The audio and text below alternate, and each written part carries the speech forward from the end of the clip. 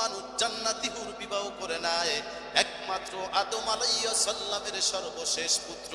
তাফসিরে মাজারি গ্রন্থের হাসিয়ায় আল্লামা কাজী সানাউল্লাহ পানিপতি রাহমাতুল্লাহ আলাইহি বলেন যে বাবা আদম আলাইহিস সালামের সর্বশেষ পুত্র হযরত শীষ পয়গম্বর জান্নাতি রমণী দুনিয়ার বুকে বিবাহ করেছিলেন।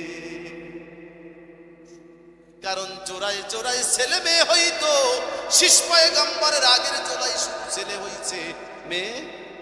আমার আল্লাহ বলে আমি আল্লাহ এটা চাই, শীষ পয়গম্বরকে আমি জান্নাতি রমণীর মাধ্যমে তার বেগম সাহেবা আমি আল্লাহ বানাইতে চাই। এই শীষ পয়গম্বর বাবার অন্তিম মুহূর্তে, বাবা যখন দুনিয়ার বুক থেকে চলিয়া যাইবে, জান্নাতুল ফেরদাউসে জান্নাতের মানুষ যখন জান্নাতে চলে যাইবে, বাবা আদমের বাড়ি কোথায়?